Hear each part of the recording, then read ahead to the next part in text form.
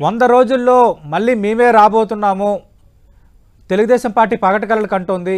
ఈ మార్పులు అనేవి కొన్నిటికి ఏజ్ ఫ్యాక్టర్స్, రెండోది సోషల్ ఈక్వేషన్స్ ఆ నేపథ్యంలో మారుస్తున్నవే. ఖచ్చితంగా ఈ మార్పులు మాకు మరింత ఫలితాలను పెంచుతాయంటున్నారు ధర్మశ్రీ గారు. నమస్తే సార్. నమస్తే సార్. వీరికి అలాగే మీకు ధర్మశ్రీ గారికి సార్, కంటి వీక్షకులందరికీ నమస్కారం. ఒకటి సార్, ఇప్పుడు ధర్మశ్రీ గారు ముందు 65-70 సీట్లు మారుస్తున్నారు అని చెప్పి అన్నారు.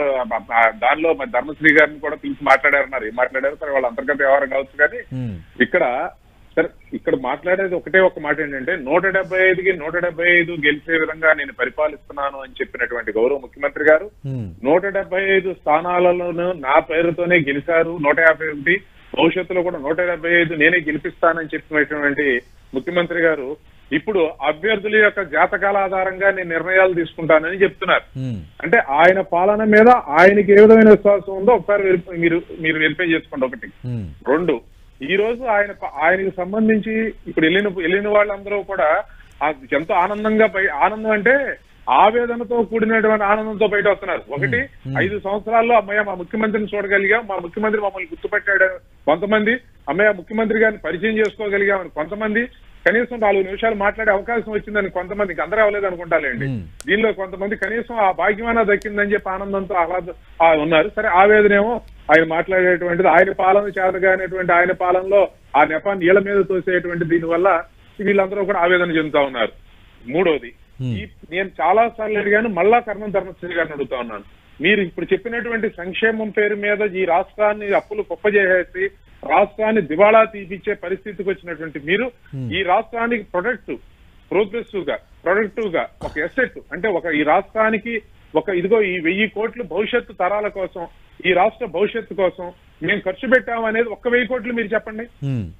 1,000 కోట్లు ఇంతవరకు 1 రూపాయి కూడా ఆఖరికి ఈ రాష్ట్రానికి రాజధాని లేకుండా చేస్తారు. అంటే ఏ ప్రభుత్వం చేయలేనని సంక్షేమ కార్యక్రమాలు చేశాము, 1000 కోట్లు లబ్ధిదారులకు డీబీటీ ద్వారా ఇచ్చాము, అందుకే మళ్ళీ మమ్మల్నే గెలిపిస్తారు, మళ్ళీ జగనే కావాలి, జగనే రావాలని అంటున్నారని ధర్మశ్రీ గారు అంటున్నారు. రామకృష్ణ ప్రసాద్ గారు, ఇప్పుడు సంక్షేమాన్ని మీద చాలా సార్లు చెప్పాం సార్. మీరు కావాలంటే ఫుల్ డిబేట్ ఒకటి పెట్టండి, ధర్మశ్రీ గారిని పిలవండి, నేను వస్తాను. మా 5 సంవత్సరాల కాలంలో చేసినటువంటి సంక్షేమం అభివృద్ధి మీద, అలాగే వారి 5 సంవత్సరాల కాలంలో చేసినటువంటి సంక్షేమ అభివృద్ధి మీద కూడా మాట్లాడదాం. ఏ ఒక్క దానిలో అయినా మేము వాళ్ళు చేసిన దానికంటే తక్కువ చేస్తుంటే ప్రపోర్షనేట్ గా, అంటే రేషియో నిష్పత్తిలో ఆ రోజు ఉన్నటువంటి బడ్జెట్ లో మేము చేసినటువంటి ఎంత, వీళ్ళు చేసింది ఎంత అనేది ఒక్కసారి చూసి దేనిలో అదనంగా మేము చేశామో కూడా మేము చెప్తాను, దేనిలో మేము అదనంగా చేశామో కూడా చెప్తాను. ఊరినే ఒక నానుడిని ప్రచారంలో తీసుకొచ్చి, ఒక పుకారుని ప్రచారంలో తీసుకొచ్చి అద్భుతమైన సంక్షేమం చేస్తున్నారనేటువంటి పేరు మీద వీళ్ళు తీసుకొచ్చినటువంటి పుకారు అవాస్తవం అని కూడా నేను నిరూపించడానికి సిద్ధంగా ఉన్నాను సతీష్ గారు. ఒకటి. రెండోది, వీళ్ళ పాలన మీద నమ్మకం లేదు, ఆ నాయకుడికి ఆయనకి నమ్మకం లేదు, జగన్మోహన్ రెడ్డి గారికి ఆఖరికి వాళ్ళ నాయకుల మీద నమ్మకం లేదు, లేక ఏదో ఒక సినిమాని తీసి ఆఖరికి ఏది ఆ సినిమాలు మరి ఎవరు చూస్తారో నాకు తెలియదు. ఎప్పుడో మొదట్లో మా చిన్నప్పుడు సినిమా హిట్ అయింది, మళ్ళీ హిట్ అయిందో లేదో కూడా నాకు తెలియదు. ఆ సినిమాని తీసి అది ప్రపంచం మీద వదిలే పరిస్థితి. అంటే రామకృష్ణ ప్రసాద్ గారు మీరు సినిమా ప్రస్తావన తెచ్చారు కాబట్టి ఇప్పుడే దానికి సంబంధించిన మన డిబేట్ నడుస్తున్నప్పుడు దానికి సంబంధించిన బ్రేకింగ్ కూడా మీరు టెంటివ్ స్క్రీన్ పైన చూడొచ్చు. వ్యూహం సినిమా రిలీజ్కు హైకోర్టు బ్రేక్ వేసింది. ఈ కేసుని జనవరి 11కి వాయిదా వేసింది. సెన్సార్ సర్టిఫికేట్ను పై ఆక్షేపించింది. జస్ట్ బ్రేకింగ్ నడుస్తుంది. అదే చెప్తున్నా సార్, నేను చూసి మీ దానిలో చూస్తే ఇప్పుడు నేను అనేది అదే. ఇప్పుడు ఎందుకంటున్నానంటే వాళ్ళ పాలన మీద వాళ్ళకి ఇప్పుడు 2019కి ముందు అట్లాంటి సినిమా ఏదో ఒకటి తీపిచ్చారు, అది అవాస్తవం అని చెప్పేది. ఇప్పుడు 5 సంవత్సరాల్లో ఈయన పాలన మీద ప్రజలకి ఏర్పడినటువంటి భ్రమలు తెలిగిపోయినాయి. వాళ్ళ నాయకులకి, వాళ్ళ పార్టీలో ఉన్నటువంటి వైసీపీ నాయకులకే వాళ్ళ నాయకుడి మీద, జగన్మోహన్ రెడ్డి గారి మీద ఉన్నటువంటి భ్రమలు తొలగిపోయినాయి.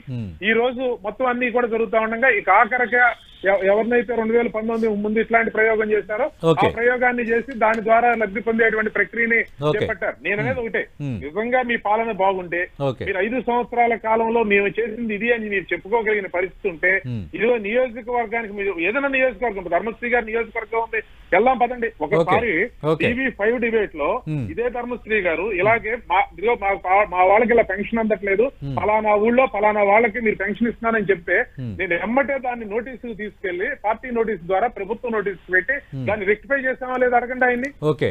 ఇలా ఈ రోజు ఒక్కటన్నా జరుగుతుందేమో ఒకసారి చెప్పమనండి. మేము ఆ రోజు మేము పార్టీలకు అతీతంగా పనిచేస్తాం.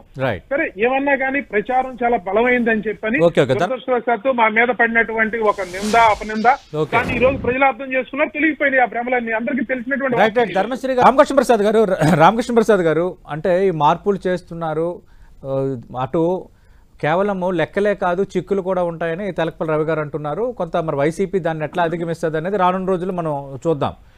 అంతకుమించి మేము ఇంత ధైర్యంగా ముందుగానే అభ్యర్థులను అనౌన్స్ చేస్తున్నాము, ధైర్యంగా మా ముఖ్యమంత్రి మా అధ్యక్షుడు నిర్ణయాలు తీసుకుంటున్నారు.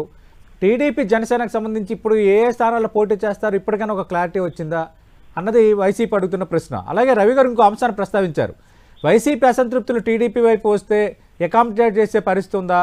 ఆల్రెడీ జనసేనతో పొత్తులో నేపథ్యంలో వాళ్ళకు ఒక 20-30 సీట్లు ఇవ్వాల్సిన పరిస్థితి, రేపొద్దున బీజేపీ చేరితే వాళ్ళకి ఒక 5 నుంచి 10 సీట్లు ఇవ్వాల్సిన పరిస్థితి. ఆ సమస్య రేపొద్దున టీడీపీ కూడా ఎదురు కాదని చెప్పలేం కదా అంటున్నారు. అంటే ఇక్కడ ఒకటి సార్ సతీష్ గారు, మేము తెలుగుదేశం పార్టీలో అభ్యర్థుల కొరత వల్ల ఎదుటి పార్టీ నుంచి వచ్చిన వాళ్ళ గురించి ఆలోచించాల్సినటువంటి స్థితి లేదు ఇక్కడ. ఇదైతే వాస్తవం. తెలుగుదేశం పార్టీ సమర్థవంతమైనటువంటి నాయకత్వం. మీరు చూస్తే ఈ పార్టీలో నుంచి వెళ్ళిన వాళ్ళు అక్కడ ఎక్కువ మంది ఎక్కడైనా సరే మీరు ఇక్కడ మీ ప్రాంతీయ పార్టీల్లో లేదా కాంగ్రెస్ పార్టీ బీజేపీలో కూడా ఎక్కువ మంది నాయకులు ఉన్నటువంటిది తెలుగుదేశం పార్టీలోనే గుర్తింపు సాధించి ఒక స్థాయికి వచ్చిన వాళ్ళే ఎక్కువ మంది ఉన్నారు. కాబట్టి పార్టీ నాయకత్వంలో కానీ పార్టీలో అభ్యర్థులు కానీ కొదవలేదు. సరే అవకాశాలు ఎలా వస్తాయి ఏంటి అనేది అది పరిస్థితులను బట్టి ఉంటాయి. కాదంటే మీరు ఒకవేళ రేపు పొద్దున జనసేనకు ఒక 30 సీట్లు ఇస్తే ఆ 30 సీట్లకు సంబంధించి ఇప్పటివరకు ఉన్న తెలుగుదేశం పార్టీ సీనియర్ల ఇన్ఛార్జ్ నుంచి కొంత సమస్య ఉంటుంది కదా. అలాగే బీజేపీకి ఒకవేళ ఇవ్వాల్సి వస్తే అప్పటి వరకు అక్కడ వర్క్ చేసుకున్న వాళ్ళ నుంచి కొంత ప్రతిఘటన ఉంటుంది కదా కామన్ గా. అంటే ప్రతిఘటన ఉండకపోవచ్చు కానీ సార్ ఇప్పుడు ఖచ్చితంగా త్యాగం అనేది జరుగుతూ ఉంది. ఎందుకంటే తెలుగుదేశం పార్టీ ఎప్పుడు కనీసం 50-40 సీట్లు ఎప్పుడు కూడా మిత్రపక్షాలకు ఇచ్చినటువంటి సందర్భమే ఉంది. సుమారుగా ఒక్కసారి మాత్రమే బీజేపీతో పెట్టుకున్నప్పుడు 2014 175కి అదే 175కి ఒక 15-16 ఇచ్చినట్టున్నాం. మిగతా సమయాలు ప్రతిసారి కూడా ఎప్పుడోసారి మేము 40-50 సీట్లు ప్రతిసారి ఇస్తానే ఉన్నాం కదండి కమ్యూనిస్టులతో పొత్తులో గానీ అంత ముందు కానీ. సో ఇది మాకు పెద్ద అదే చెప్తుంది. తెలుగుదేశం పార్టీ అధికారం కోసం పనిచేసే పార్టీ అయితే ఇంతకాలం నిలబడి ఉండేది కాదు. అధికారం పోగానే చాలా పార్టీలు కనపడకుండా మరుగైపోయినటువంటి సందర్భాలు చూశారు. తెలుగుదేశం పార్టీని ఇబ్బంది పెట్టినట్టుగా జాతీయ రాజకీయాల్లో కానీ రాష్ట్ర రాజకీయాల్లో కానీ ఇంకే రాజకీయ పార్టీని కూడా ఇబ్బంది పెట్టలేదు అధికారంలో ఉన్న పార్టీలు. అయినా మేము నిలబడ్డాం. ఇక్కడ నిన్న మా శాసనసభ్యులుగా ఉన్నటువంటి గౌరవ మా పార్థసారథి గారే చెప్తా ఉన్నాడు, మాకు ఆయన దగ్గర గుర్తింపు లేదు, జగన్మోహన్ రెడ్డి గారి దగ్గర జనం ఇచ్చిన గుర్తింపు కూడా మాకు ఆయన ఇవ్వలేకపోయాడు, మమ్మల్ని గుర్తించలేదు. రవి గారు అదే ప్రస్తావించారు, పార్థసారథి గారు వ్యాఖ్యలను ప్రస్తావించారు. ధర్మశ్రీ గారు అయితే కర్ణం ధర్మశ్రీ గారు కూడా వివరణ ఇచ్చారు, నన్ను పిలిచారు నన్ను ఇచ్చేశారు అంటే నేను వేరేగా మా నియోజకవర్గ పరిధిలో షుగర్ ఫ్యాక్టరీ బకాయి నిధుల కోసం నేను వెళ్ళాను, నాకెవరు ఏమి చెప్పలేదు. మేము మా పార్టీ ఆఫీస్కి వెళ్ళటమో మా పార్టీ అధినేతను కలవటమో పెద్ద తప్పులాగా ఎందుకు చూస్తున్నారు టీడీపీ నేతలను అడుగుతున్నారు. వారిని ఇబ్బంది పెట్టాలని కాదు కానీ ఎప్పుడు వెళ్తారు బకాయిలకి నోటిఫికేషన్ ఇచ్చే ముందు రోజు వెళ్తారా, నెల రోజులు 15 రోజులు ముందు వెళ్తారు. ఇన్నాళ్ళు ఎందుకు చేయలేకపోయారు? బకాయిలు ఎప్పటి నుంచి ఉన్నాయి? 4 నెలల క్రితం ఏర్పడిన బకాయిలు.